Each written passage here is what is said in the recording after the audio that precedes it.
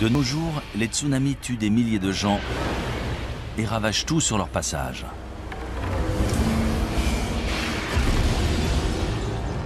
Les séismes détruisent des villes entières. Et les ouragans dévastent le paysage, entraînant des centaines de morts et des milliers de réfugiés dans leur sillage. Il y a toujours eu des catastrophes naturelles sur Terre. Ces catastrophes peuvent-elles réellement effacer toute trace de notre existence, y compris l'art, l'architecture et la technologie? Non seulement c'est possible, mais c'est ce qui se produit inlassablement. D'importantes catastrophes naturelles ont très bien pu détruire d'anciennes civilisations sans en laisser de traces. On pensait avoir évolué naturellement du statut de chasseur-cueilleur vers des sociétés plus complexes, mais ce n'est pas si évident que ça. Récemment, des scientifiques ont trouvé des traces de cultures antiques prospères, des milliers d'années plus anciennes qu'on aurait pu l'imaginer. Que leur est-il arrivé? Comment ont-elles disparu? Et est-ce que cela pourrait se reproduire? Depuis toujours, les éléments imposent leurs lois aux habitants de la Terre. L'humanité est condamnée. Sommes-nous vraiment destinés à disparaître de la surface de la Terre? Notre civilisation va-t-elle, elle aussi, disparaître à jamais?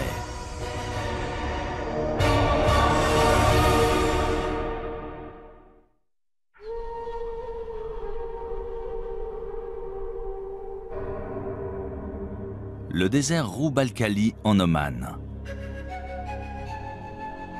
Ce territoire menaçant et désolé de la péninsule arabique est indiqué sur les cartes sous le nom de quart vide. Ses sables mouvants et sa chaleur écrasante sont le repère de solifuges venimeuses, d'échides mortels et de bandes de bédouins nomades.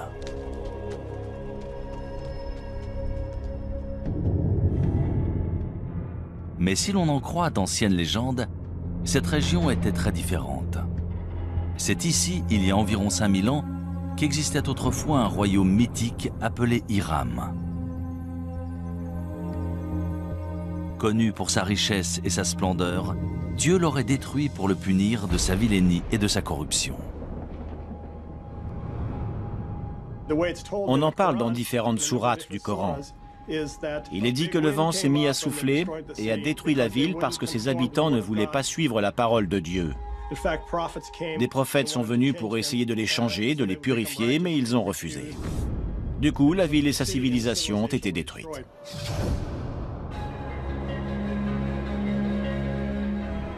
Pendant des siècles, historiens et explorateurs ont cherché des preuves de l'existence d'Hiram. Mais il faudra combiner technologie spatiale et archéologie traditionnelle pour enfin réussir à prouver qu'Hiram est bien plus qu'un mythe. En 1983, Nicholas Clapp, archéologue amateur, adresse une étrange requête à la NASA qui donne lieu à une expédition commune dans la péninsule arabique. Il venait de lire qu'on pouvait utiliser un radar imageur pour cartographier des rivières souterraines en Égypte. Il se demandait si on pouvait s'en servir pour trouver une cité disparue, en connaissant à peu près sa localisation.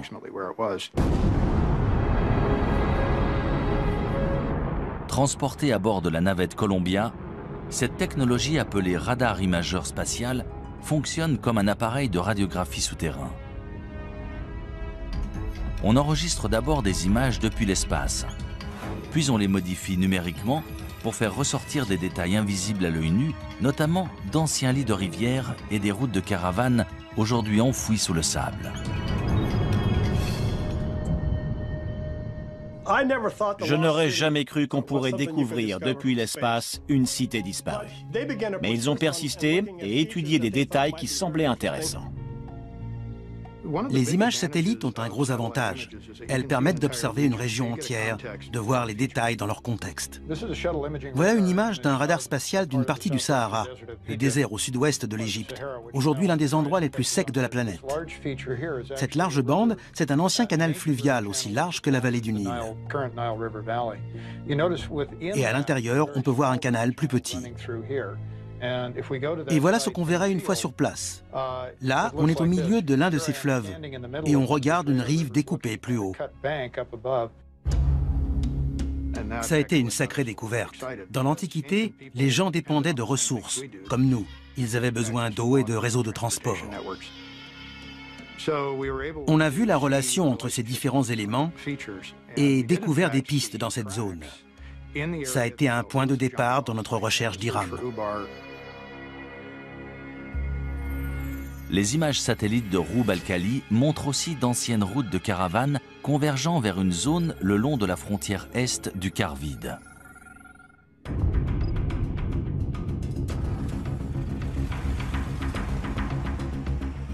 On s'est servi d'un GPS, technologie inconnue du grand public à l'époque, ainsi que du système de navigation de l'hélicoptère. C'est comme ça qu'on a trouvé la route qu'on avait vue sur les images satellites et qu'on l'a suivie dans le désert. C'était vraiment passionnant. On a décidé d'atterrir dans cette zone, près d'une sorte d'immense colline et d'un puits ou d'une source. Une fois sur place, je n'en revenais pas. Il y avait des bâtiments. Ça correspondait à la première section d'une place antique faite en pierre avec des murs et des bâtiments. Et il y avait des poteries un peu partout. Ensuite, on a identifié un nombre de lieux qui semblaient importants encore aujourd'hui. Et l'un d'eux était en fait le site d'Iram. Des centaines de milliers de caravanes constituées de centaines de milliers de chameaux et d'ânes transportaient des marchandises et des tissus depuis et vers la côte, en passant par ce site antique d'Iram. C'était un comptoir où se rassemblaient les caravanes de chameaux avant de traverser le désert.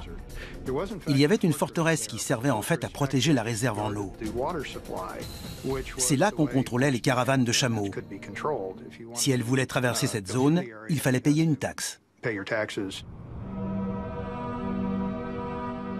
Après des fouilles plus poussées du site, on découvre les vestiges de 8 tours reliées par des murs de 9 mètres. Cela correspond à la description d'Iram dans le Coran, appelée aussi « cité des nobles piliers ». Mais si cette cité légendaire a bien existé, tous les autres détails à son sujet sont-ils vrais? A-t-elle vraiment disparu après avoir été enfouie sous le sable? Selon les scientifiques et géologues, c'est l'érosion d'un aqueduc sous la cité qui aurait entraîné sa disparition.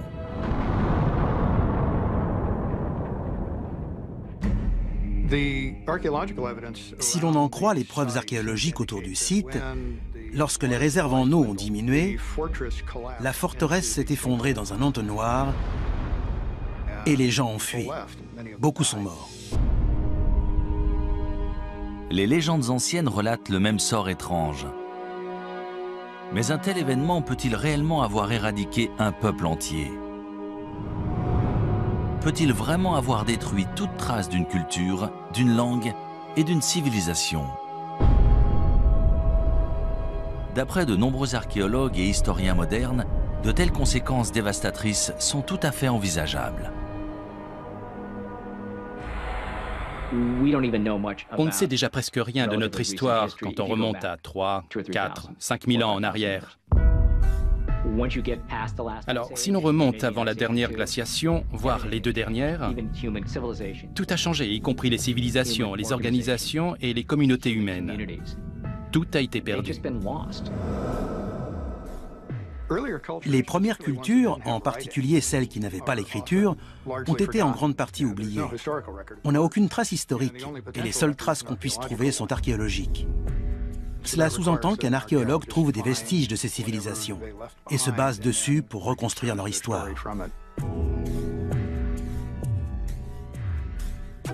Pendant des décennies, on a supposé que les humains existaient depuis environ 200 000 ans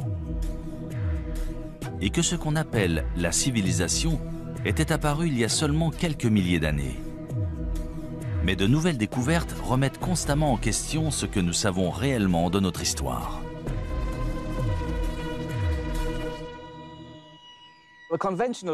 On dit qu'une civilisation naît en même temps que les premières villes et les premiers écrits.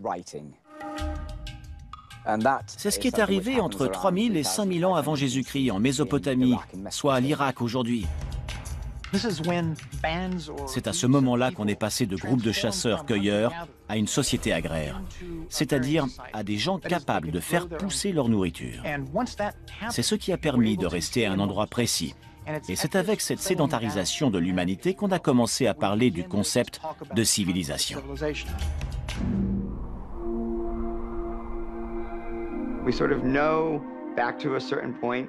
On sait à peu près ce qui s'est passé entre aujourd'hui et il y a 10 000 ans.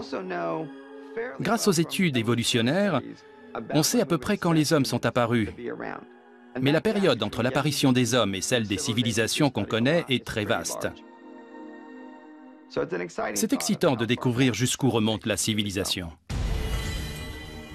Si Hiram a vraiment existé, combien d'autres civilisations anciennes sont ensevelies et attendent d'être découvertes? Quand ce sera fait, que trouverons-nous? Des preuves de notre passé antique ou des indices de notre destruction future? Şanlıurfa, est de la Turquie, 1994. Tout en haut d'un versant de colline, dans une région rurale, la charrue d'un fermier kurde s'arrête brusquement lorsqu'il touche une grosse pierre rectangulaire à moitié enfouie. Pendant plusieurs jours, il essaye de déterrer cet objet tenace, jusqu'à ce que se produise l'inattendu.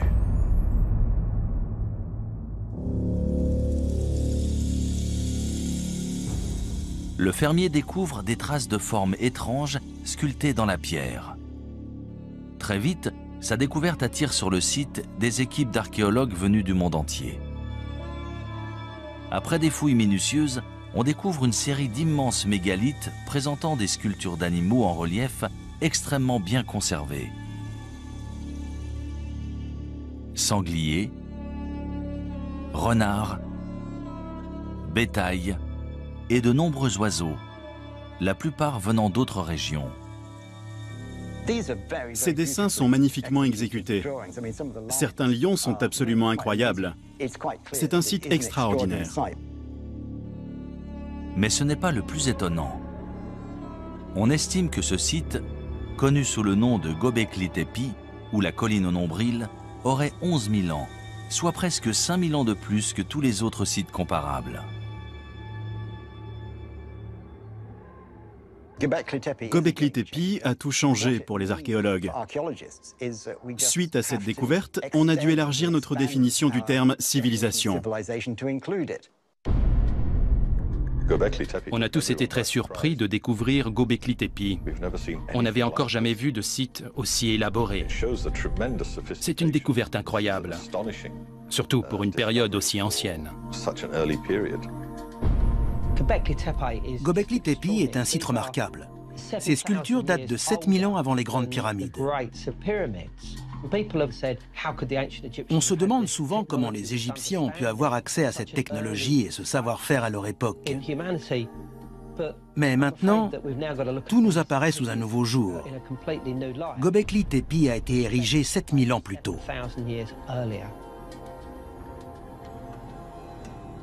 Récemment, l'imagerie radar du site a permis de révéler un gigantesque complexe présentant plus de 20 grandes structures ovales. Chacune est composée de colonnes mégalithiques en forme de T, ainsi que de 4 piliers sculptés en calcaire, reliés par des murs d'1,80 m et disposés dans un cercle mesurant entre 10 et 30 mètres de diamètre. Ils avaient tout organisé, tout prévu. Ils ont réussi à mobiliser des ouvriers et à entretenir ce site qui a ensuite été visité pendant de très longues années. Chaque pierre devait peser entre 15 et 20 tonnes, certaines même entre 40 et 60 tonnes. Quand on pense à l'organisation que ça a dû nécessiter, C'est tout simplement remarquable. De toute évidence, il devait y avoir des centaines, voire des milliers de personnes impliquées dans ce projet. Mais qui a construit Göbekli Tepe? Et à quoi servait cette structure? Göbekli Tepe a tout bouleversé. On pensait avoir évolué naturellement du statut de chasseur-cueilleur vers des sociétés plus complexes, mais ce n'est pas si évident que ça. D'après l'archéologue in situ Klaus Schmidt, il s'agit d'un centre régional majeur. Le site est très impressionnant et sur place, on a l'impression d'avoir le monde à ses pieds. Selon certains archéologues, les tribus nomades du néolithique parcouraient de grandes distances pour atteindre Göbekli Tepe et participer à des fêtes rituelles. Selon d'autres, ces ruines seraient celles d'un temple, voire d'un lieu de sacrifice. Ils devaient se rassembler pour une sorte de cérémonie religieuse. Ces ruines sont forcément un sanctuaire ou un centre religieux. Ce ne sont ni des maisons ni des tombes. On dirait un lieu de cérémonie.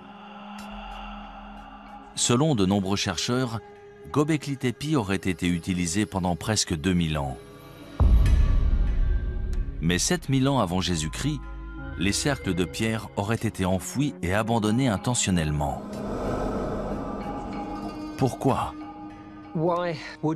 Pourquoi enterrer cet incroyable complexe composé d'au moins 20 structures différentes, voire plus? D'après moi, quelque chose a changé et ils ont dû partir. Et le meilleur moyen d'abandonner le site, c'était de tout enfouir. On n'abandonne pas tout comme ça. Ces sites sont si importants, si sacrés que lorsqu'on les quitte, on les recouvre pour les protéger. Et ensuite, on reconstruit par-dessus ou à côté.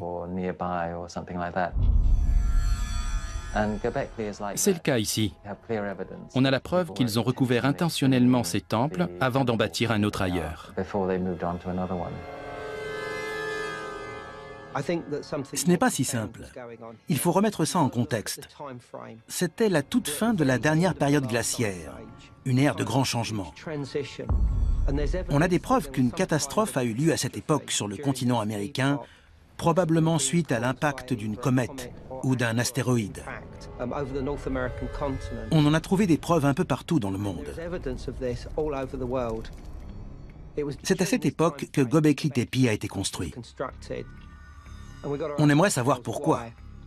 A priori, il s'est passé quelque chose qui les a poussés à le faire. Une catastrophe planétaire suite à l'impact d'une comète ou d'un astéroïde? Est-ce cela qui aurait forcé les habitants de Göbekli Tepe à abandonner ce site?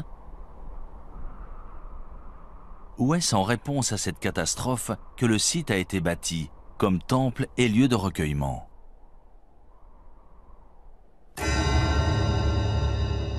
Selon certains chercheurs, la réponse se trouve tout près, au mont Ararat. Dans la Bible hébraïque, c'est là que l'arche de Noé aurait échoué une fois les eaux du déluge refluées. En fait, le mont Ararat se trouve à seulement une centaine de kilomètres de Göbekli Tepe.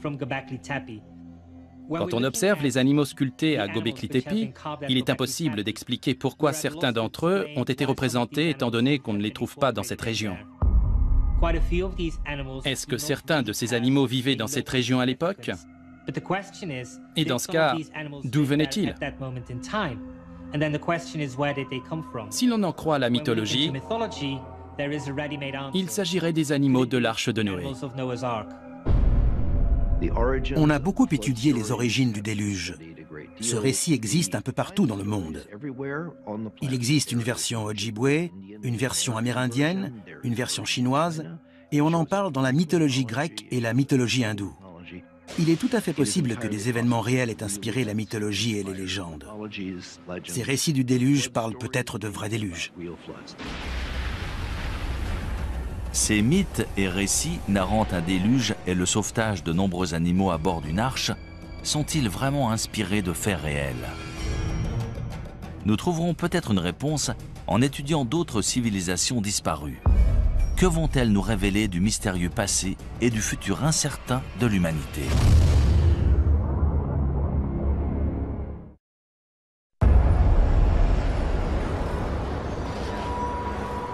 « 26 décembre 2004, Sumatra en Indonésie. Un gigantesque séisme sous-marin de magnitude 9,1, dont l'épicentre se situe au cœur de l'océan Indien, génère un tsunami dévastateur.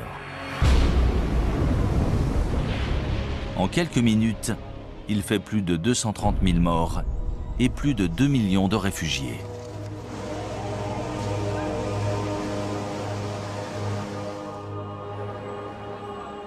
Sept ans plus tard, le 11 mars 2011, un séisme de magnitude 9 fait trembler le nord-est du Japon.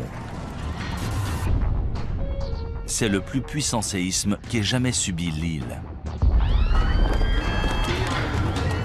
Quelques minutes plus tard, un tsunami de 9 mètres balaye les terres, emportant des villes entières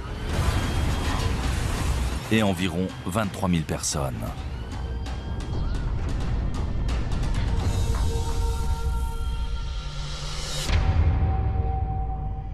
Si des villes modernes conçues en prévision de telles catastrophes peuvent être emportées en quelques minutes, c'est peut-être ce qui est arrivé à de nombreuses civilisations antiques, aujourd'hui disparues. Il y a toujours eu des catastrophes naturelles sur Terre. Tsunamis, séismes, éruptions volcaniques, et cela bien avant qu'il y ait des hommes pour en faire le récit. On sait que les volcans ont fait des ravages parmi les civilisations. Pompéi en est l'exemple parfait. Le Vésuve est entré en éruption et une région entière a été figée dans le temps et détruite. Les cités de Pompéi et Herculanum ont été ensevelies sous les cendres et les pierres volcaniques, mais aussi sous les coulées de lave qui les ont atteintes. Elles ont été préservées, et c'est seulement plus de 1500 ans plus tard qu'on a découvert qu'elles étaient encore là. Malheureusement, face à une catastrophe naturelle de cette ampleur, même une société sophistiquée et à la pointe de la technologie risque soit d'être suspendue et de perdre des décennies de progrès, soit d'être complètement détruite. Héraclion en Crète. En 1894, Sir Arthur Evans, linguiste et archéologue britannique, se rend sur cette île de la mer Égée pour traduire des tablettes en argile récemment découvertes et supposées datées de l'Antiquité grecque. Cependant, ce qu'il découvre surprend les historiens du monde entier. Cette écriture hiéroglyphe n'est pas grecque, mais issue d'une civilisation inconnue datant de 5000 ans avant Jésus-Christ. 3 ans plus tard, Sir Evans mène une expédition et découvre ce qu'on appellera le palais de Knossos.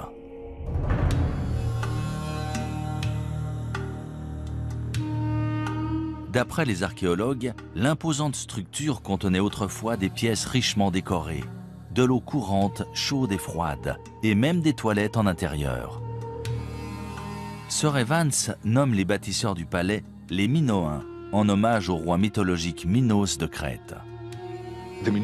Lors de l'âge de bronze, la civilisation minoenne était toute puissante dans l'est de la Méditerranée. Elle avait une immense flotte et faisait commerce avec pratiquement tous les peuples du bassin méditerranéen. La société de la civilisation minoenne en Crète a été la première à développer des palais très sophistiqués, avec des cours pour tenir des cérémonies, des fresques et une architecture très élaborée. De nos jours, on considère les Minoens comme la première grande puissance en Méditerranée. Ils ont régné entre 2500 et 1600 avant Jésus-Christ. Mais comment un peuple si puissant et avancé a-t-il pu disparaître ainsi? Selon de nombreux chercheurs, on peut trouver la réponse en étudiant l'une des plus importantes éruptions volcaniques de l'histoire de la civilisation, à 110 km au nord de la Crète, sur l'île de Santorin.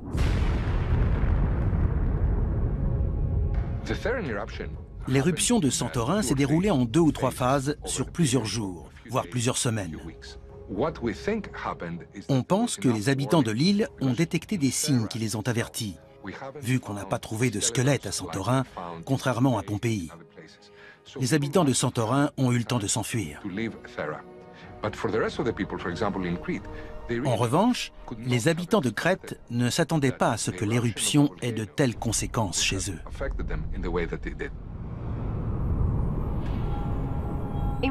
En volcanologie, on parle de différents types d'éruptions volcaniques, de petites éruptions présentant surtout des coulées de lave, aux éruptions pliniennes ou ultrapliniennes si elles sont très importantes.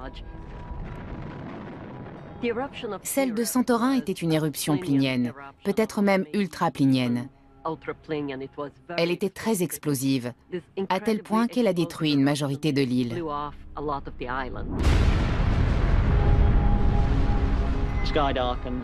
Le ciel s'est assombri, le panache volcanique s'est propagé, envoyant des cendres jusqu'à l'île de Rhodes et le sud-ouest de la Turquie.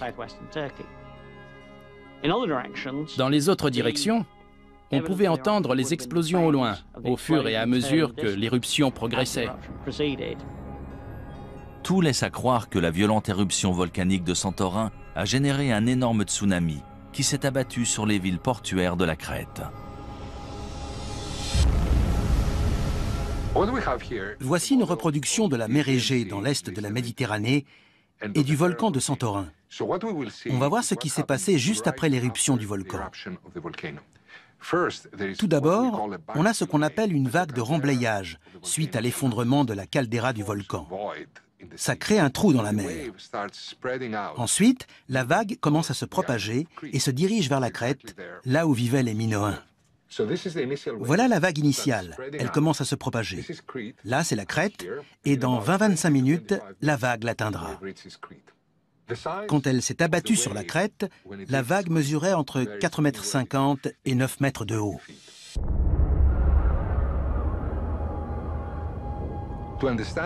Pour comprendre ce qu'ont vécu les Minoens à l'époque, on peut observer ce qui s'est passé au Japon en mars 2011.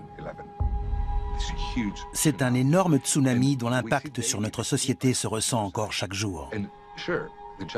Les Japonais ont réussi à se relever, mais ils n'étaient pas seuls. Le monde entier les a soutenus. Les Minoens, eux, n'avaient personne vers qui se tourner.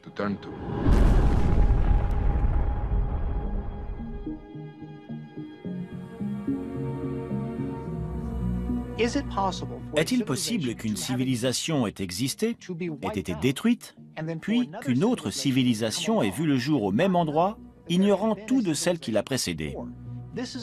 C'est une théorie fascinante qui entraîne bien des hypothèses. Du coup, de nombreuses personnes se demandent s'il n'y a pas eu une civilisation sur Terre bien avant toutes celles déjà connues, mais dont on ne saurait absolument rien.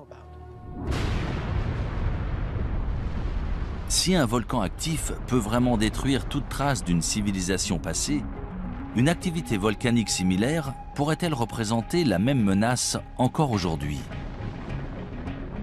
C'est ce que croient les volcanologues. Ils s'inquiètent qu'une telle catastrophe puisse menacer la côte est des États-Unis. L'île de La Palma, près de Tenerife dans les Canaries, présente une faille. On pense qu'une grande partie de l'île pourrait s'effondrer dans l'océan et, de ce fait, générer un gigantesque tsunami. L'effondrement d'un volcan dans les îles Canaries, le Cumbre Vieja ou La Palma par exemple, pourrait entraîner des dommages sur 20 000 km de côte, de Terre-Neuve jusqu'à la côte est des États-Unis, en passant par les Caraïbes et le nord du Brésil. D'après les simulations, lorsque la vague atteindra la côte est des États-Unis, elle fera 10 à 20 mètres de haut. C'est à peu près la taille de la vague qui s'est abattue sur Sumatra après le séisme de 2004 et de celle qui s'est abattue sur le Japon après le séisme de 2011. Une catastrophe naturelle de type éruption volcanique, séisme ou tsunami, peut-elle réellement détruire toute trace d'une civilisation? Au point de bouleverser l'histoire de l'humanité pour les siècles à venir. La réponse se trouve peut-être dans un ancien cimetière rempli d'or. dans une ville côtière sur la mer Noire.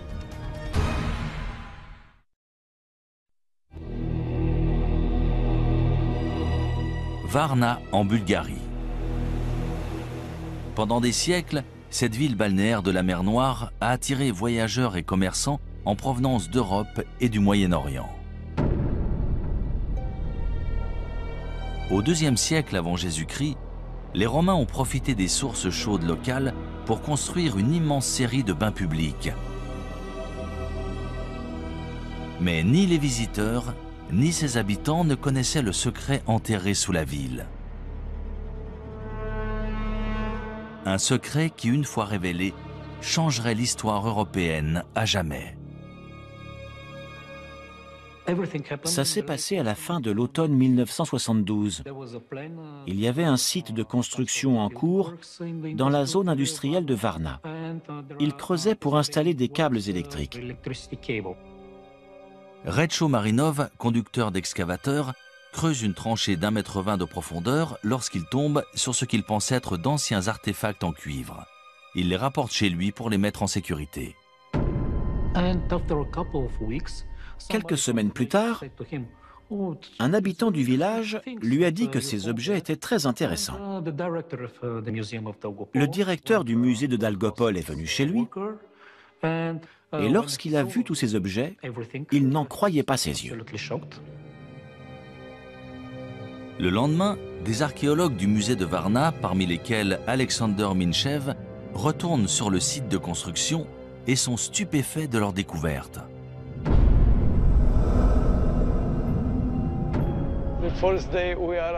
Lorsqu'on est arrivé sur le site, on a vu plusieurs pièces d'or sur la route, écrasées par des semelles de chaussures. Les ouvriers de l'usine passaient plusieurs fois par jour, sans le savoir, près de ces kilogrammes d'or. Personne n'aurait cru que de tels trésors étaient cachés sous un champ, dans une zone pareille. Après des fouilles plus poussées, on découvre que ce terrain non exploité est en fait le site d'un cimetière oublié. Il contient plus de 300 tombes datant d'environ 4500 ans avant Jésus-Christ, selon les archéologues. En plus des ossements d'anciens résidents de Varna, ils découvrent des preuves troublantes d'une ancienne civilisation avancée et florissante.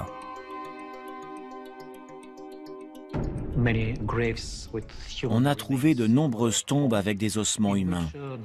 Les corps étaient dans différentes positions, principalement avec la tête orientée vers le nord-nord-est. Et ils étaient enterrés avec leurs ornements et leurs armes.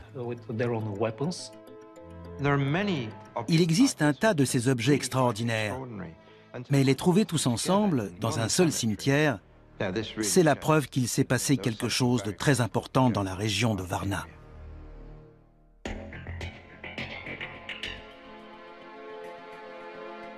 On a trouvé à l'intérieur de ces tombes plus de 15 000 artefacts à la conception élaborée, notamment des haches en cuivre et une grande quantité de bijoux en or et en jade. La tombe 43 de Varna est très spéciale. C'est l'une des plus abondantes. On y a trouvé un corps d'homme entre 40 et 45 ans et des objets incroyables, notamment un préservatif en or. C'était un symbole de puissance sexuelle, de pouvoir du mâle et de fertilité. D'un côté, on a ce préservatif, et de l'autre, une masse en or qui est un symbole politique. On n'avait encore jamais vu nulle part ailleurs cette combinaison de symbolisme politique et sexuel. L'or, c'est un signe de statut. C'est un matériau très rare, qui brille et ne se ternit pas, qui est durable. C'est pour ça qu'il est signe de haut rang social et qu'on l'exhibe. Les archéologues ont trouvé des objets en or dans de nombreuses tombes, la majorité concentrée seulement dans une poignée d'entre elles. Suite à la découverte inattendue de Varna, les historiens ont découvert les premiers Européens sous un nouveau jour. Dans les peuplements que l'on connaît, qui datent de 1000 à 2000 ans avant Varna, On a trouvé des objets, souvent très beaux, mais rarement liés au rang social. Il n'y avait pas autant de différence entre les familles. Ici, sur 300 tombes, il y en a 8 incroyablement riches. C'est une concentration importante.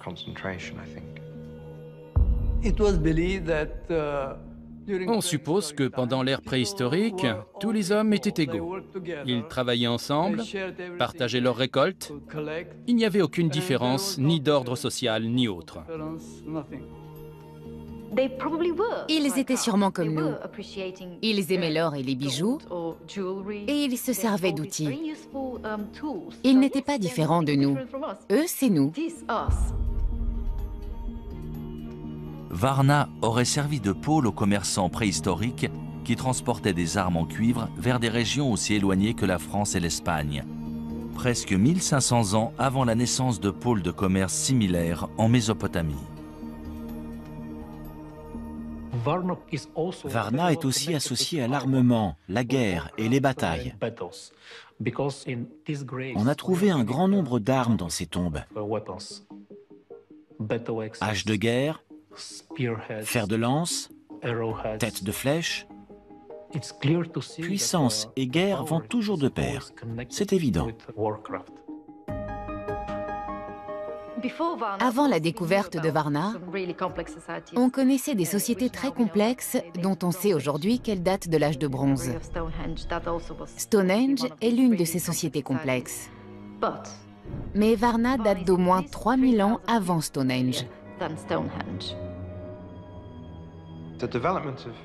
La civilisation a mis énormément de temps à se développer. On pensait avoir trouvé tous les marqueurs en Égypte, en Mésopotamie et en Crète. Mais Varna existait bien avant cela. L'aube de la civilisation européenne a commencé ici, sur ce site. Et pendant des milliers d'années sous ce sol, l'histoire a conservé ses secrets. Je n'arrive pas à imaginer ce qui serait arrivé si on n'avait pas trouvé Varna, si tous ces objets étaient encore sous nos pieds. Pourtant, un mystère subsiste. Comment la population de Varna a-t-elle disparu vers 4100 avant Jésus-Christ? On a la preuve qu'à la fin du 5e millénaire,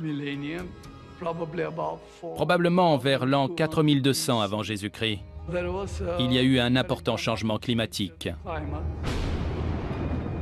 Le niveau de l'eau a augmenté et les températures sont devenues plus élevées. De ce fait, les conditions agricoles se sont détériorées. Est-ce qu'un changement climatique, sûrement à l'origine de sécheresses et de famines, pourrait avoir causé la disparition de Varna? Récemment, des fouilles archéologiques au Moyen-Orient nous ont fourni de nouvelles informations.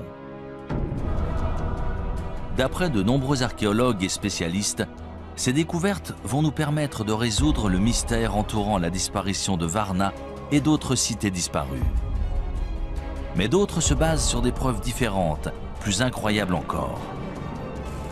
Celles des catastrophes naturelles et des cataclysmes de proportions mondiales, voire nucléaires.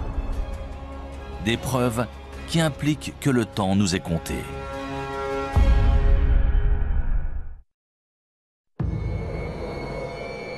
À Moukhar, nord-est de la Syrie, à 13 km au nord de la frontière irakienne. Au début de l'année 2000, une équipe d'archéologues de l'Institut oriental de Chicago fait une étonnante annonce. Ils ont découvert les ruines d'une civilisation inconnue datant de plus de 6000 ans. Les fouilles ont révélé une cité autrefois florissante appelée Amoukhar, remplie de ce qui semble être des maisons luxueuses, des boutiques prospères et des bâtiments officiels. C'est un site énorme, d'environ 1 km², qui a la capacité d'accueillir entre 10 000 et 20 000 personnes, l'équivalent d'une grande ville. C'était une cité florissante, il devait avoir l'écriture. On n'a pu déterrer qu'une infime partie des bâtiments publics, mais ils étaient entourés d'un vaste mur et de grandes portes. On doit encore mettre à jour certains éléments de cette civilisation toujours enfouie sous un village moderne. Grâce à la découverte d'Amukar, on s'est rendu compte que notre notion d'une cité, c'est-à-dire des divisions du travail avec des lois, un système légal, des structures gouvernementales et une expression artistique, existait peut-être bien avant qu'on ne le croyait. La découverte inattendue d'Amukar a chamboulé ce que les spécialistes avaient établi. Pour eux, la première cité antique était apparue dans le sud de la Mésopotamie, à 650 km à l'est dans l'Irak actuel. Mais si Amukar était bien une vaste cité prospère, pourquoi a-t-elle disparu si soudainement? Vers 3500 avant Jésus-Christ, il y a eu un drame. De toute évidence, ils ont été attaqués. Pendant cette attaque, le peuple d'Amukar a été vaincu. La cité a été détruite et ils n'ont jamais pu reconstruire plus qu'un petit village. La cité ne s'est jamais remise de cette attaque. Une partie de ce peuple du 4e millénaire avant Jésus-Christ a été décimée. Lors du dernier décompte, on avait une douzaine de squelettes.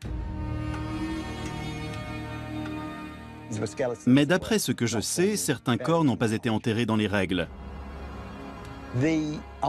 Qu'une guerre ait détruit ce site, ça me semble plutôt convaincant.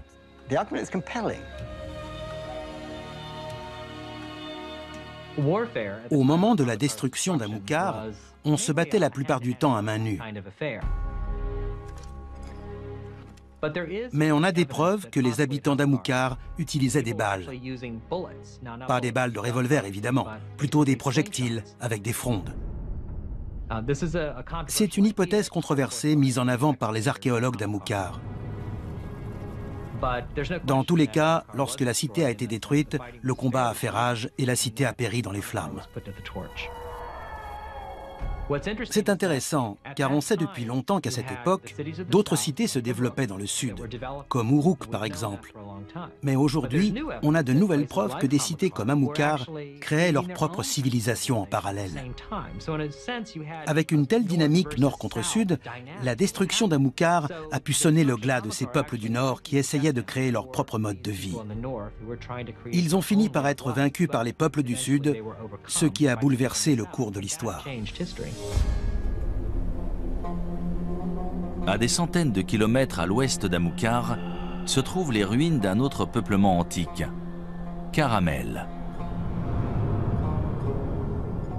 En 2007, des archéologues qui déterraient des tombes anciennes in situ ont découvert les fondements de 5 larges tours en pierre de 4,50 m de diamètre et d'environ 6 mètres de haut chacune.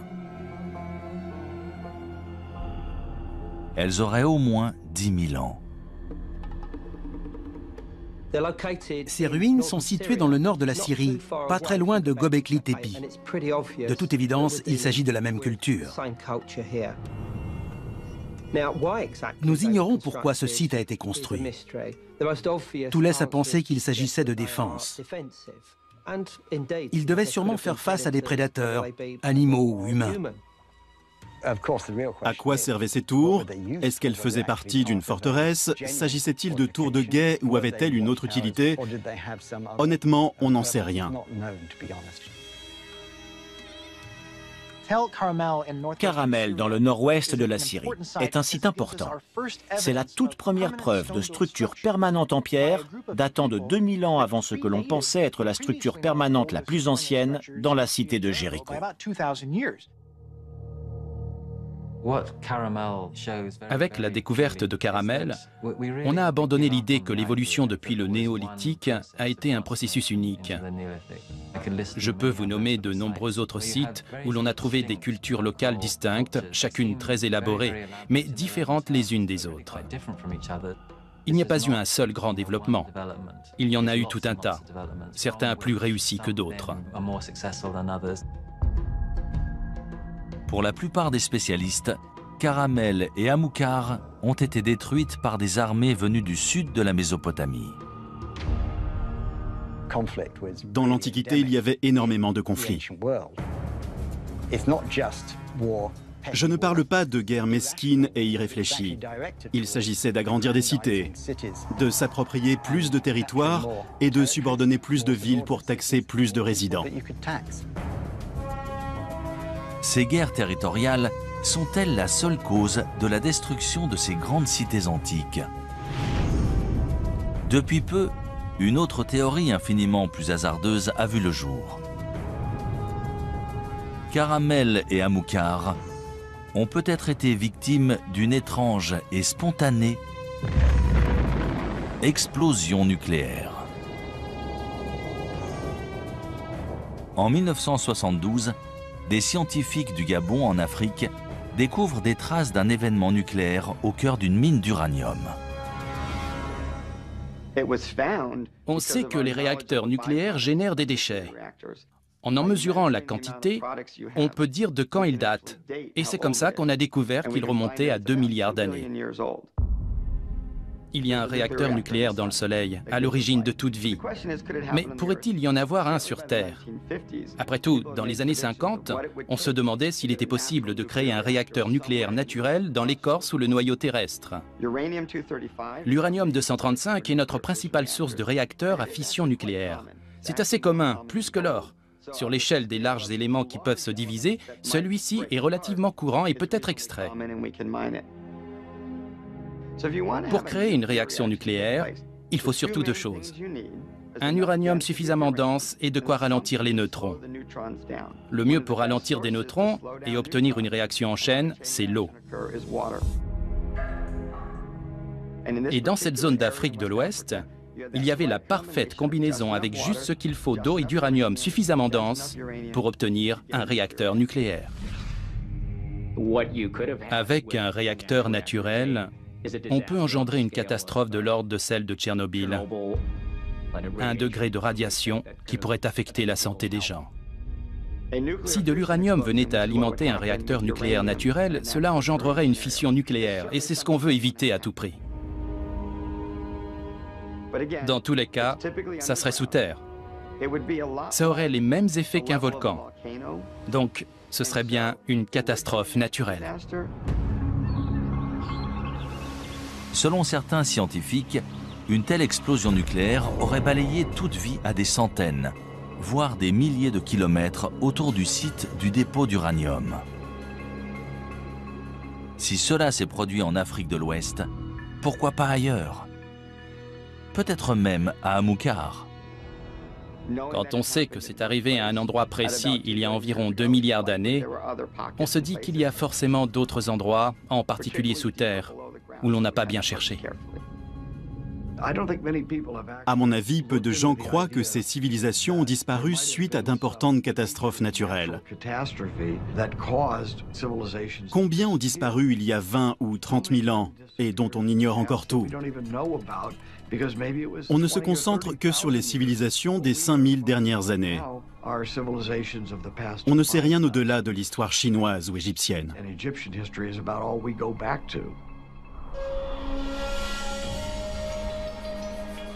Ces civilisations préhistoriques ont-elles vraiment été anéanties par des explosions naturelles issues des profondeurs de la Terre? Ou est-il possible que ces cités antiques aient été détruites depuis beaucoup plus loin?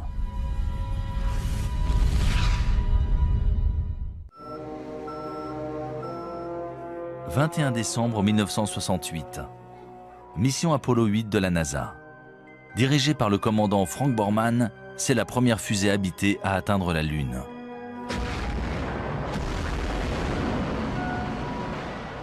Après avoir tourné 10 fois en orbite autour de la Lune, les astronautes capturent parmi les plus belles images de sa surface. Sur ces photographies, on voit la Lune jalonnée de milliers de larges cratères. Certains y voient la preuve qu'elle a été le site d'une activité volcanique virulente. Mais d'après des preuves récentes, ces nombreux cratères seraient le résultat d'un incident plus sérieux. D'énormes impacts d'astéroïdes. Des astéroïdes qui ont peut-être aussi bombardé la Terre.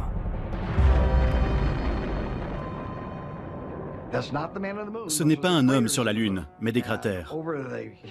Et au cours de l'histoire de la Lune et du monde, de nombreux autres objets ont probablement touché la Terre, puis la Lune. Mais on n'en sait rien. La végétation et l'environnement ayant tout recouvert, au point qu'ils sont devenus presque indétectables. La plus grande catastrophe naturelle qui pourrait se produire et tous nous anéantir, ce serait l'impact d'un bolide, une météorite qui tomberait sur Terre. On sait que c'est une météorite qui est à l'origine de la disparition des dinosaures.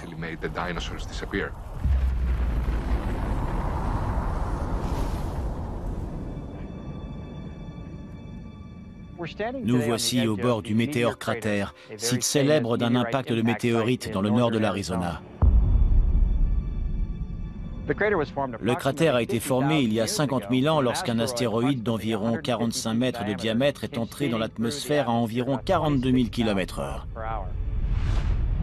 Il a frappé le sol avec une force équivalente à celle de 1000 bombes atomiques.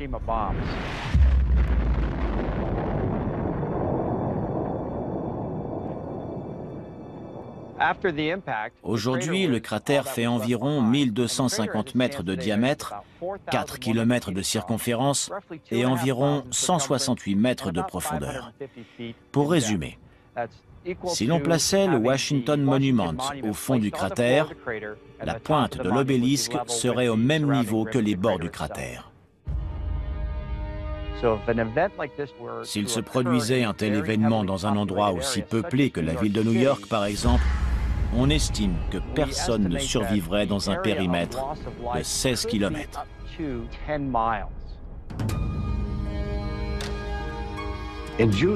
En juin 2002, il s'est produit un événement qui aurait dû tirer la sonnette d'alarme. Un astéroïde de la taille d'un terrain de football est passé entre la Terre et la Lune, à un tiers de la distance qui nous sépare de la Lune. Il a fallu qu'il nous dépasse pour qu'on sache qu'il était là. S'il avait atterri dans le Pacifique, il aurait pu balayer le sud de la Californie avec un tsunami. Un objet d'un incroyable pouvoir destructeur a frôlé la Terre et on ne s'en est rendu compte qu'après son passage. On ne peut pas laisser ce type de menace passer inaperçue à l'avenir. En 2005, la NASA a commencé à suivre les plus gros astéroïdes connus risquant de heurter la Terre. C'est ce qu'on appelle des objets géocroiseurs. Un objet géocroiseur est soit une comète, soit un astéroïde progressant dans l'espace proche de la Terre. Techniquement, c'est un objet qui peut se trouver à 45 millions de kilomètres de l'orbite de la Terre et dont la taille peut varier entre une balle de golf et un pâté de maison, voire plus. Même si de nombreuses météorites de la taille d'une balle de baseball entrent tous les jours dans notre atmosphère, ils se désintègrent dans la haute atmosphère. Seuls les astéroïdes d'au moins 30 mètres de diamètre risquent de frapper la surface de notre planète. Le dernier astéroïde le plus dévastateur a frappé la Terre le 30 juin 1908 au-dessus de la rivière Tunguska, en Sibérie russe.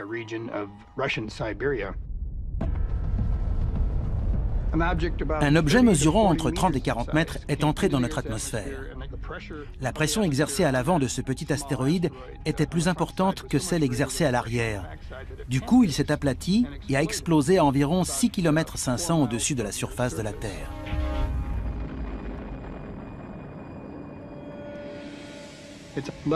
Des arbres sont tombés sur 2000 km². C'est une région inhabitée. Il n'y a donc pas eu de blessés, mais des rennes sont morts, des arbres se sont renversés et il y a eu de nombreux dégâts. On parle d'environ 5 mégatonnes d'énergie, soit 385 fois l'énergie générée par la bombe d'Hiroshima à la fin de la Seconde Guerre mondiale. Même si l'impact d'un météore de la taille d'un terrain de football aurait des conséquences dévastatrices, les scientifiques redoutent surtout des objets encore plus gros. Il y a environ 1000 astéroïdes d'1 ou 2 kilomètres, voire plus, dans l'espace près de la Terre. Un impact de ce type entraînerait des conséquences planétaires. Et ce n'est pas le pire. La poussière et les débris projetés dans l'atmosphère plongeraient la Terre dans le noir. Sans oublier les pluies acides et les tempêtes de feu causées par les débris s'abattant sur notre planète. En plus de la poussière, la suie stopperait la photosynthèse, indispensable aux plantes. Et bien sûr, aux animaux se nourrissant de ces plantes. En cas d'impact d'astéroïdes, le plus problématique seraient les effets secondaires. Lorsqu'on parle d'impact d'astéroïdes ou de météores, on parle d'objets qui pourraient annihiler non seulement des populations d'organismes vivants, mais des civilisations entières, comme ils l'ont fait par le passé. Ces dernières années, l'équipe d'observation des objets géocroiseurs de la NASA a élargi ses recherches pour inclure des objets de plus de 140 mètres de diamètre. L'un d'eux, un astéroïde de 300 mètres de large nommé Apophis, devrait approcher la Terre en 2029. Apophis est très gros. Il a été découvert en 2003 et pendant un temps, on pensait qu'il allait heurter la Terre. Il y avait une chance sur 37 qu'il nous heurte en 2029. Mais grâce à des observations poussées, on a exclu un impact en 2029. Malgré tout, il passera tout près. Il sera visible à l'œil nu depuis l'Europe. Vous devriez voir un astéroïde passer près de la Terre sans la heurter. Même si les scientifiques ont calculé la trajectoire d'Apophis, ils ne peuvent prévoir comment cet énorme astéroïde réagira face à d'autres facteurs, notamment la pesanteur de la Terre. Le plus inquiétant, c'est qu'une fois passé, il repassera 7 ans plus tard. Et l'on ignore si la pesanteur de la Terre aura modifié sa trajectoire. Il pourrait donc revenir pour heurter la Terre. S'il passe à travers un trou de serrure de 600 mètres au moment de son approche en 2029, il repassera et heurtera la Terre en 2036. Il n'est pas assez gros pour détruire notre planète, mais suffisamment pour causer des centaines de milliers, voire des millions de morts, s'il frappe au mauvais endroit. Malheureusement, d'après les scientifiques, il ne s'agit plus d'une hypothèse. Un jour ou l'autre, un énorme astéroïde heurtera la Terre. Lorsque cela se produira, est-ce que toutes les traces de notre civilisation disparaîtront ? Un astéroïde, un énorme rocher venu de l'espace, a-t-il dévasté l'écosystème au point qu'il n'en reste rien ? Il est possible de balayer une espèce entière et toute trace de ce qui existe. Cela pourrait-il expliquer pourquoi d'autres civilisations anciennes ont été détruites et pratiquement oubliées ? Il est très possible que des civilisations anciennes aient été détruites par des objets géocroiseurs qui nous ont heurtés. Objets qui ont complètement transformé la nature de la planète. Je sais que beaucoup de gens nous prennent pour des fous qui pensent que le ciel va leur tomber sur la tête. Non, le ciel ne va pas nous tomber sur la tête. Mais il y a bien quelque chose là-haut qui se dirige vers nous.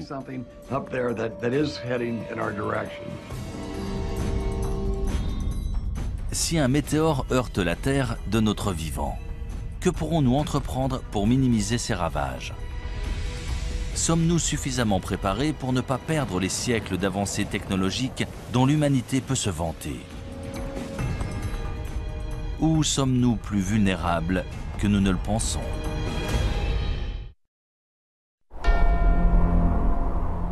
Le Kilimandjaro en Tanzanie. En l'an 2000, le paléoclimatologue Lonnie Thompson et son équipe de chercheurs ont foré au cœur d'un glacier recouvrant le pic de la montagne. Ils ont recueilli des échantillons de carottes de glace, preuve des conditions et changements climatiques non seulement depuis 20 à 30 ans, mais depuis des dizaines de milliers d'années. Une carotte est une colonne de glace. On en recueille plusieurs à la surface pour retracer l'histoire du climat et de l'environnement dans différentes parties du monde. Ces carottes ont des couches bien distinctes et en mesurant l'épaisseur de ces couches, on peut calculer l'évolution des précipitations dans le temps. Les bulles d'air préservées dans la glace retracent l'histoire de la composition de notre atmosphère. Là, on peut remonter jusqu'à 800 000 ans en arrière, en étudiant notamment le dioxyde de carbone, le méthane et le protoxyde d'azote. On peut même observer des micro-organismes pris dans la glace. D'ailleurs, on a ressuscité des organismes qui étaient dans la glace depuis plus de 50 000 ans. Tout ce qui est dans l'air est archivé dans la glace. On assiste à des périodes de calme, puis à des périodes où se produisent des cataclysmes. C'est ça la vie sur Terre, on passe de l'un à l'autre.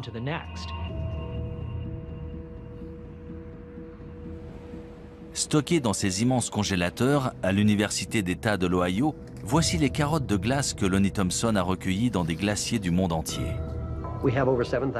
On en a recueilli plus de 7000 mètres. C'est la seule collection tropicale de carottes de glace au monde. Certaines viennent du Kilimandjaro et d'autres de l'archipel François-Joseph à l'extrême nord de la Russie. On a toute une collection provenant de l'Himalaya et du Tibet. La plus ancienne carotte jamais forée dans une région montagneuse vient de l'ouest de la Chine et date d'il y a plus de 750 000 ans. Les carottes de glace sur ce rayonnage proviennent du plateau de Bruce, dans la péninsule antarctique. Elles ont été forées cette année et seront découpées et étudiées dans le laboratoire. D'après une étude récente de ces échantillons, un événement climatique radical s'est produit sur Terre il y a environ 5200 ans.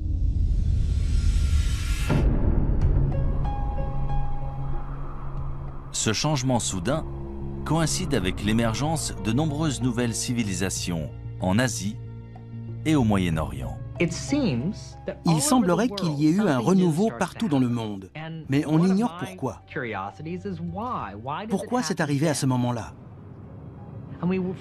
Pendant 100 000 ans, on avait une vie heureuse de chasseurs-cueilleurs. Et soudain, les choses ont changé. Qu'est-ce qui a entraîné ce changement? Il faut chercher un dénominateur commun. Et ce qui semble relier toutes ces sociétés agraires, c'est le climat.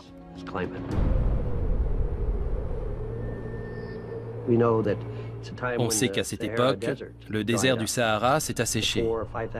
Il y a 4 ou 5 000 ans, il y avait des lacs et des gens vivaient dans ce désert. On a retrouvé des fresques sur des rochers.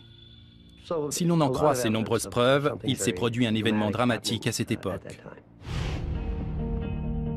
Si une catastrophe mondiale s'est bien produite, quelle en a été l'origine? Une sécheresse planétaire? Un météore qui aurait heurté la Terre et déposé suffisamment de poussière pour nous plonger dans le noir? Ou s'agirait-il d'une éruption volcanique?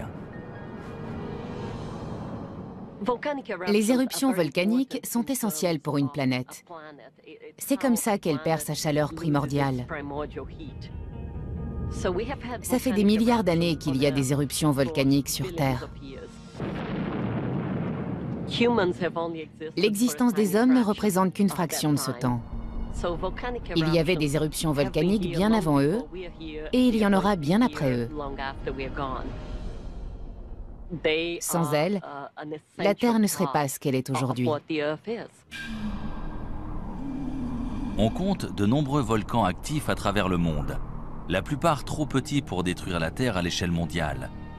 C'est sans compter sur un supervolcan. Il y a des volcans qu'on considère comme normaux. Ils rejettent une certaine quantité de lave et d'énergie et génèrent une explosion d'une certaine taille.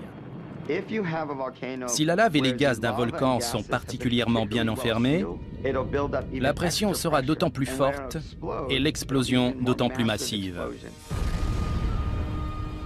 Et c'est ce qu'on appelle un supervolcan.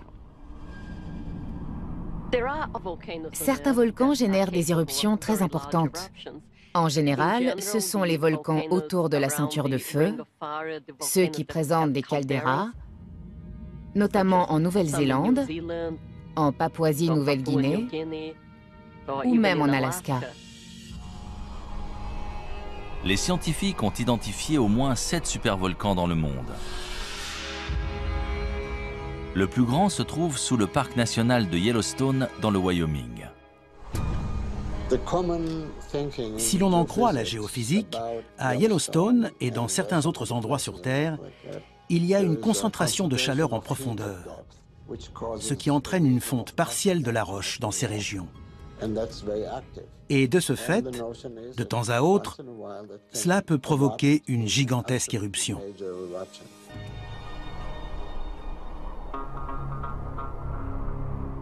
D'après les scientifiques, la plus récente éruption à Yellowstone s'est produite il y a environ 600 000 ans. On ignore quand Yellowstone entrera de nouveau en éruption. On n'a aucun moyen de le savoir. Quand on prédit le temps ou un événement géologique, il y a toujours une marge d'erreur. On ne peut jamais savoir quand ça va précisément arriver. Yellowstone est un volcan relativement jeune. Il est entré en éruption pour la première fois il y a 2,5 millions d'années. Géologiquement parlant, c'est jeune. Ce serait terrifiant si Yellowstone donnait de nouveau une éruption catastrophique. Ce serait du jamais vu. À côté, une éruption du mont Saint-Helens, c'est ridicule. Cela entraînerait un changement climatique sur toute la planète. La température moyenne de la Terre chuterait et l'ouest des États-Unis serait ravagé. Tout serait recouvert de cendres. Il n'y aurait plus d'agriculture. Et ça durerait un moment. Cette éruption bouleverserait notre civilisation. La cendre et les gaz toxiques émis lors d'une grosse éruption pourraient créer un brouillard qui plongerait la planète dans le noir pendant plusieurs années. Dans l'obscurité, les récoltes et les animaux mourraient, condamnant les hommes à mourir de faim. Si Yellowstone explosait aujourd'hui, vu que nous sommes de plus en plus nombreux, les conséquences de l'éruption seraient beaucoup plus grandes que par le passé. 7 millions de personnes voient le jour chaque mois à travers le monde. C'est du jamais vu. Notre planète est vulnérable. Nous ne sommes pas prêts. Notre société moderne est aussi fragile que ces sociétés antiques de grande envergure. Il y a énormément d'habitants, on se repose sur les ressources de la Terre et à force de les utiliser de manière si intensive, on les détériore.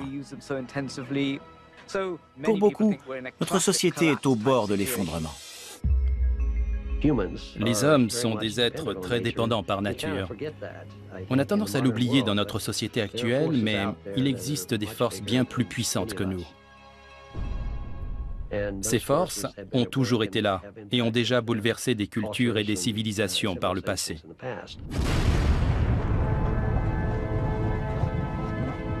Ce genre de catastrophe planétaire semble tout droit sorti d'un film de science-fiction. Pourtant, de nombreux gouvernements et entreprises se préparent à un tel événement. Malheureusement, une question subsiste. Leur plan fonctionnera-t-il ?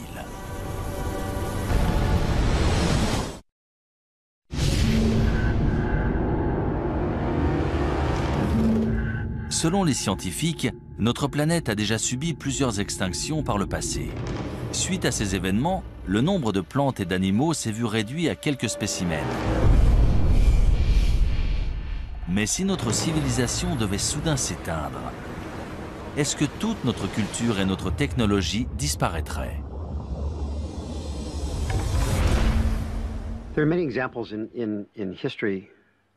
Ce ne serait pas la première fois qu'un peuple perd ses technologies et son savoir-faire. Bien sûr, l'exemple le plus célèbre est celui de la bibliothèque d'Alexandrie en Égypte. Lorsque cette bibliothèque a été détruite au 1er siècle de notre ère, toutes ces incroyables connaissances accumulées dans l'Antiquité ont été perdues. Et il ne s'agissait pas uniquement des connaissances des Égyptiens, tout le monde classique a été touché. Que devient une civilisation si ses connaissances collectives disparaissent ? On ne saura jamais ce que notre civilisation aurait pu être si la bibliothèque d'Alexandrie n'avait pas été détruite. Les Égyptiens avaient un savoir incroyable, en particulier dans le domaine médical, et nous l'avons perdu. Est-ce qu'on en a recouvré ou redécouvert la majorité ? Sûrement. Mais notre société serait-elle encore plus avancée si nous n'avions pas perdu ces connaissances, si nous n'avions pas dû attendre de les redécouvrir ? Bien sûr, il est possible que certaines idées et connaissances de ces sociétés antiques aient été perdues pour toujours. On ne le saura jamais vu qu'on n'a aucun moyen d'en être sûr. Contrairement à l'Antiquité où bon nombre d'informations étaient gravées dans la pierre, aujourd'hui, on enregistre nos données et nos archives dans des puces mémoire en silicone. Si elles venaient à disparaître, dans des dizaines de milliers d'années, les gens auraient bien du mal à reconstruire nos vies et à se faire une idée de la façon dont on vivait. Paradoxalement, l'art rupestre préhistorique a probablement plus de chances de survivre que notre technologie moderne. Hutchinson, Kansas. À 200 mètres sous la ville se trouve un immense centre de stockage, aussi long que 35 terrains de football. En 1959, on a ouvert à l'intérieur d'une mine de sel la chambre souterraine d'Hutchinson pour protéger d'importants documents et biens du gouvernement pendant la guerre froide. Aussi appelée stockage éternel, c'est probablement la plus grande capsule témoin du monde.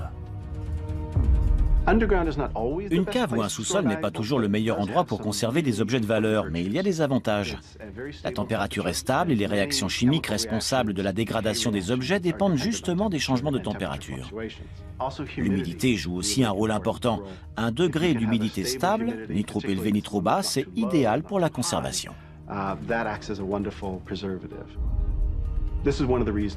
C'est l'une des raisons pour laquelle les musées ont toujours une température et un degré d'humidité stable. Et un moyen simple d'y parvenir, sans utiliser trop d'énergie, c'est de s'enfoncer sous terre. Dans cette mine, en plus, le sel absorbe naturellement l'humidité. Prenons le cuir qui a servi à rédiger les manuscrits de la mer Morte. Il a été lavé dans cette mer salée et le sel a agi comme un conservateur naturel, empêchant les microbes d'abîmer le cuir. C'est pour ça qu'ils sont encore en si bon état aujourd'hui. Parmi les objets précieux et rares stockés ici, les copies originales de nombreux films et programmes télé populaires, ainsi que des photographies et documents historiques importants. Grâce à une température constante de 20 degrés Celsius, cette chambre souterraine offre des conditions de préservation presque parfaites. Quelle que soit la civilisation, y compris la nôtre, quand on veut conserver un objet, il faut le mettre dans une chambre forte ou une grotte pour qu'il ne soit pas exposé aux éléments. Il existe dans tout le sud de l'Europe des grottes abritant des dessins et peintures extrêmement bien conservés. La plus ancienne et élaborée de toutes a été découverte en 1994 dans la vallée de l'Ardèche en France. D'après les scientifiques, les œuvres à l'intérieur de la grotte Chauvet datent de 30 000 ans avant Jésus-Christ. C'est l'une des plus belles grottes ornées de la période glaciaire. C'est impressionnant. On n'en avait encore jamais vu de cette taille dans cette région. Elle est d'une incroyable richesse.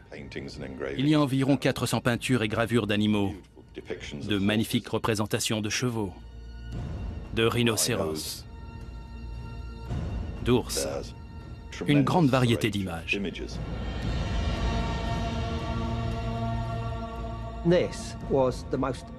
Ces représentations d'animaux sont tout simplement remarquables.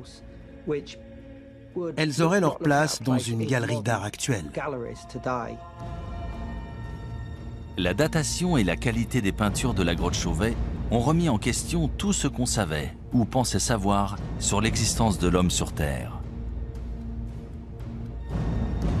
Elles sont considérées comme les plus anciennes œuvres d'art créées par l'homme. Le plus intéressant, c'est qu'il s'agit d'Homo sapiens qui ont tenté de représenter des idées et pensées abstraites sur les murs d'une grotte, bien avant l'invention de l'écriture et bien avant n'importe quelle définition de civilisation. Pourquoi ont-ils fait ça? Ces artistes antiques ont-ils créé leur art sur des murs de pierre au cœur des grottes pour le protéger des générations futures? Dans 30 000 ans, les seules traces de notre existence seront-elles stockées en sécurité sous la terre? Tout ce qu'on sculpte dans la pierre, au bon endroit, peut potentiellement être conservé des milliers, voire des millions d'années, en particulier si ça se trouve sous la terre.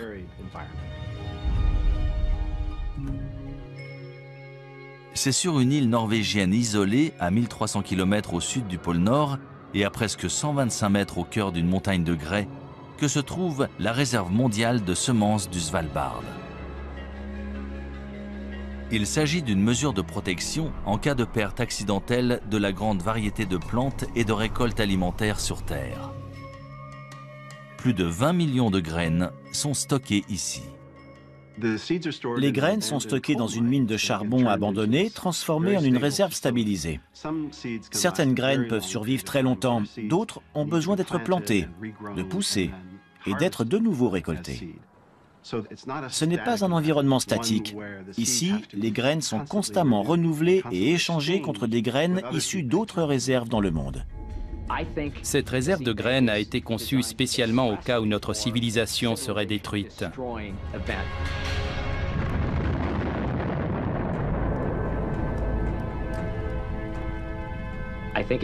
C'est un moyen de s'assurer que s'il reste des survivants, ils pourront reconstruire notre société.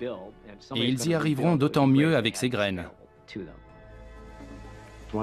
Ce qui fait de l'homme un être unique, c'est sa capacité à réfléchir au passé, au présent et aussi à l'avenir. On réfléchit souvent à ce qu'on voudrait léguer à nos petits-enfants. C'est un moteur pour la plupart des gens. Même les premiers hommes ont sûrement pensé à enterrer ou mettre quelque chose en sécurité pour les générations futures.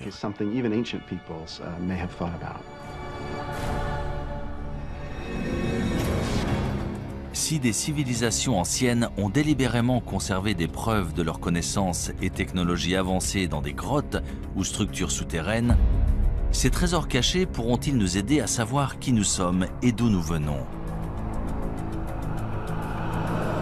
Et surtout, quel pourcentage de notre civilisation survivra dans le futur? Pouvons-nous réellement disparaître de la planète sans laisser de traces?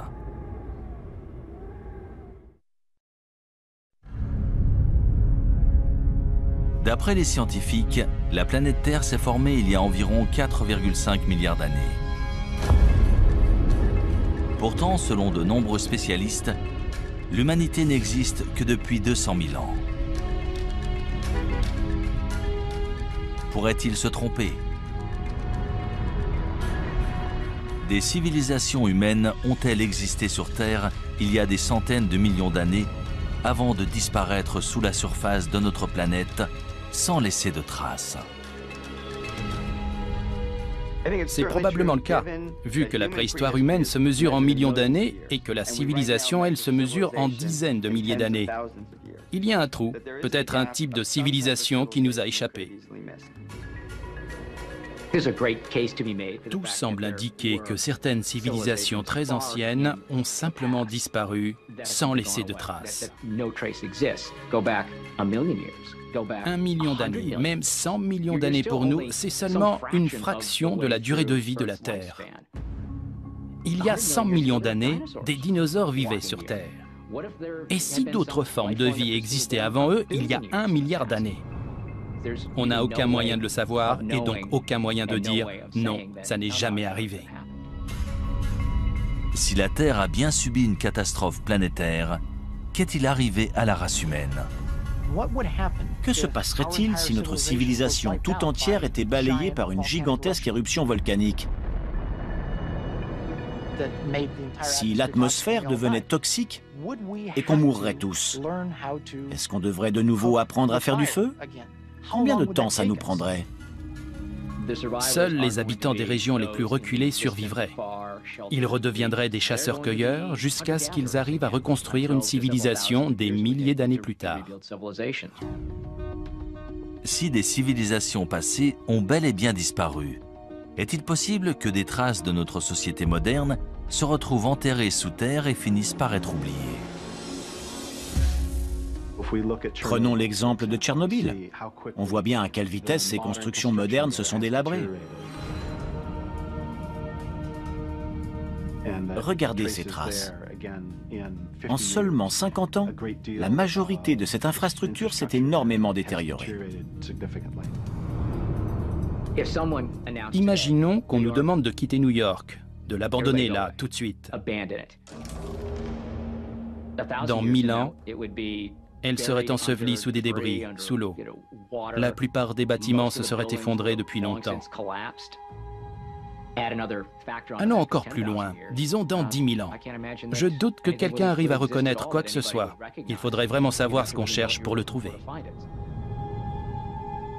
Parmi les rares vestiges de la technologie humaine, il restera peut-être l'un de ces résidus les plus dangereux, les déchets nucléaires. Le plus dangereux dans ces déchets, c'est la radiation. L'avantage avec les matériaux radioactifs, c'est qu'ils se désintègrent et disparaissent naturellement. L'inconvénient, c'est que pour la plupart, ça prend des milliers ou des dizaines de milliers, voire des millions d'années. Il faut absolument concevoir une zone de stockage sûre qui les contiendra pendant très longtemps. Le traitement des déchets radioactifs issus de la création d'armes et de l'énergie nucléaire est sujet à controverse. On doit bien s'en débarrasser quelque part sur Terre. On a donc prévu de les enterrer profondément dans le sol. C'est la solution géologique au problème des déchets nucléaires. Le département de l'énergie des États-Unis a engagé une équipe de spécialistes qui étudie des sites de traitement des déchets nucléaires aux côtés d'ingénieurs. Ils espèrent concevoir un signe d'avertissement universel que les prochaines générations pourront comprendre pendant au moins 10 000 ans. Ils doivent imaginer tout un concept pour prévenir les gens et les avertir du danger. Il faut concevoir une tradition qui sera perpétuée et transmise de génération en génération, et maintenir cet avertissement pour protéger les gens des déchets nucléaires. Le concept envisagé présente un immense terrassement pour entourer le site entier. Une fois terminée, la berme mesurera 10 mètres de haut et 30 mètres de large. Le projet comprend également une série de balises en granit mesurant chacune 7,50 m de haut et ornées d'avertissements gravés dans différentes langues. Cet ensemble de signes d'avertissement énigmatiques peut-il être efficace? Ou sera-t-il aussi mystérieux et indéchiffrable que les sculptures de Göbekli Tepe ou les mégalithes de Stonehenge? On ne va pas dessiner une tête de mort dessus. Ce sera absolument pas parlant dans 500 ans. Quelle sorte de phrase peut-on écrire? Ne creusez pas ou faites demi-tour? C'est très compliqué. Dans la longue histoire de notre planète, l'activité humaine représente moins de 1% de ces 4,5 milliards d'années de vie. Mais sommes-nous simplement des grains de sable, des résidents temporaires voués à être oubliés d'ici 100 000 ans ou même moins? Je pense que les êtres humains seraient capables de s'exterminer. On pourrait détruire la race humaine, mais on ne peut pas détruire la Terre. Elle était là bien avant nous et elle sera toujours là bien après nous.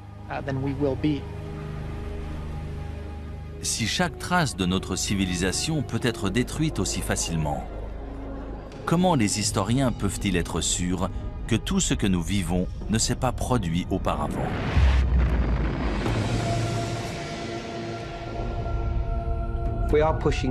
Plus ça va, plus on remonte loin dans l'histoire. À mon avis, on va finir par découvrir des vestiges qui nous feront réaliser que les civilisations ont bel et bien existé bien plus tôt qu'on ne le pense. Des vestiges qu'on ne voit pas pour l'instant. Plus ça va et plus on repousse la date d'origine, qu'il s'agisse d'objets, des poteries par exemple, ou de la sédentarisation et l'usage du feu. Il ne faut jamais fixer une date et dire que ça n'existait pas avant. On finit toujours par trouver des preuves du contraire. Les civilisations ont sûrement évolué plus d'une fois. Elles ont été détruites par un événement, puis sont réapparues, et ça, c'est une leçon pour nous aujourd'hui. N'importe quel spécialiste vous le dira. Plus on a d'informations, plus on se rend compte qu'on ne sait rien de notre monde.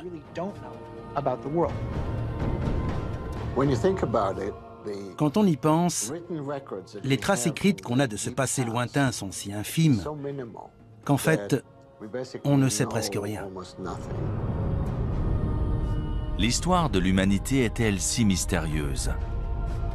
Ou reste-t-il des indices cachés attendant d'être découverts? Quand nous les trouverons, écouterons-nous leur avertissement? Et si nous n'en tenons pas compte, deviendrons-nous une autre civilisation disparue?